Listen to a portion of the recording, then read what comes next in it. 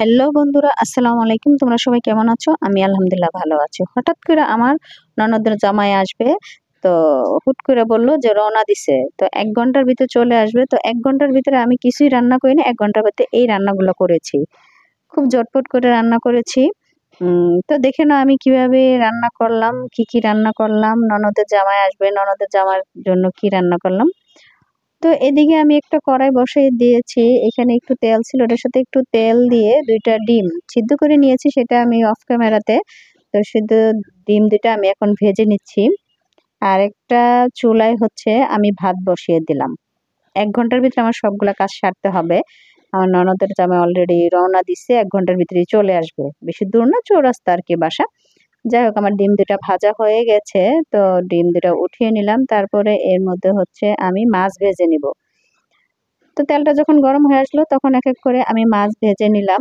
উম ডিম ২ টো উঠিয়ে নিয়েছি। এদিকে আমার ভাতের বলক চলে এসেছে। এই তো আমার মাছটা ভাজা হয়ে গেছে, ১ পিঠ উল্টিয়ে দিচ্ছি। এক করে সবগুলো উল্টিয়ে দিলাম সুন্দর করে। আরেকটা কড়াইয়ের মধ্যে আমার ভাত হয়ে গেছে, অলরেডি মাড় কেটে ফেলেছি। এখন হচ্ছে আরেকটা কড়াইয়ের মধ্যে আমি হচ্ছে চিংড়ি মাছ ভুনা করব। চিংড়ি মাছগুলো আমার কাটা ছিল না, ফ্রিজে ছিল। ওগুলো বের করে ৮-১০ টা চিংড়ি মাছ আমি হচ্ছে ভালো করে কেটে ধুয়ে এই যে এখন রান্না করব। রান্না বসিয়ে দিলাম, তেল দিয়ে দিলাম। যা লাগে চিংড়ি মাছ ভুনা করতে আদা, রসুন, জিরা, হলুদ, মরিচ, ধনিয়া, পেঁয়াজ, কাঁচামরিচ দিয়ে সুন্দর করে মসলাটা কষিয়ে নিব। তো এখানে হচ্ছে আমি আদা দিয়ে মসলাটা কষিয়ে নিচ্ছি। তারপরে হলুদের গুঁড়া দিয়ে দিচ্ছি, মরিচের গুঁড়া দিয়ে দিচ্ছি, ধনিয়ার গুঁড়া দিয়ে দিচ্ছি, সাথে সামান্য পরিমাণ জিরার গুঁড়া। যাই হোক, এখন পানি দিয়ে মসলাটা ভালো করে কষিয়ে নেব। এদিকে আমার মাছটা ভাজা হয়ে গেছে। মাছটা এখন উঠিয়ে ফেলবো, কারণ মাছটা হচ্ছে শুধু ভাজা খাবে, ভাজা করব। তো এদিকে মসলাটা আমার কষানো হয়ে গেছে। এর মধ্যে দিয়ে দেবো এই যে চিংড়ি মাছ, মিডিয়াম সাইজের চিংড়ি মাছ। চিংড়ি মাছগুলো দিয়ে ভালো করে নেড়ে চেড়ে দিয়েছি। এখন আমি মাছগুলা উঠিয়ে নিচ্ছি সুন্দর করে, এক করে মাছ ভাজাগুলো।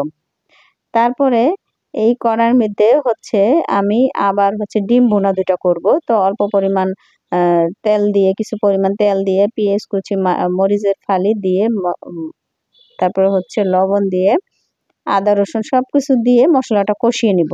যা লাগে আরকি ডিম ভুনা করতে। তারপরে পানি দিয়ে মসলাটা সুন্দরভাবে কষিয়ে নিব। এই তো আমার মসলাটা মোটামুটি কষানো হয়ে গেছে। এখন এর মধ্যে ডিমটা ছেড়ে দিয়েছি। এদিকে আমার চিংড়ি মাছ ভুনাটা হয়ে গেছে। তারপরে হচ্ছে এদিকে মুরগি গোশত রান্না করব, কয়েক পিস, বড় বড় পিস কয়েক পিস রান্না করব। এর জন্য মুরগি গোশতের জন্য যা মসলা লাগে সবকিছু দিয়ে মসলাটা আমি কষিয়ে নিয়েছি। সম্পূর্ণ ভিডিও করি না। সম্পূর্ণ করতে গেলে ভিডিওটা অনেক বড় হয়ে যাবে। তারপরে এই যে মাংসের টুকরাগুলো দিয়ে ভালো করে নেড়েচেড়ে ঢাকনা দিয়ে ঢেকে কিছুক্ষণের জন্য রান্না করব। তারপরে আমার মাংসটা কষানো হয়ে গেছে। তারপরে হচ্ছে পানি দিয়ে ভালো করে রান্না করব। এদিকে আমি পোলাও বসিয়ে দিলাম। পোলাও রান্না করতে এলাচ, লং, দারচিনি, পিঁয়াজ, আদা, শুধু আমি আদা দেই, আর অন্য কিছু দেই না। দিয়ে সুন্দর করে কষিয়ে তারপর হচ্ছে চাউলগুলো ধুয়ে সুন্দর করে দিয়ে দিলাম। একটু চাউলগুলো ভাজা করে তারপরে এখানে পানি দিয়ে দিলাম পরিমাণ মতো। অল্প করে পোলাও রান্না করব, কারণ এর ২ দিন আগে আমার মেয়েরা পোলাও খাইছে, আর পোলাও খাবে না। শুধু আমার ননদের জামার জন্য পোলাও রান্না করলাম। এদিকে আমার এই যে পোলাওটা আমার হয়ে গেছে প্রায়।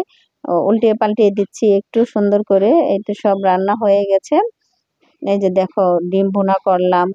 তারপর হচ্ছে মুরগি গোশত রান্না করলাম। গরু গোশত ছিল না। তারপর মাছ ভাজলাম।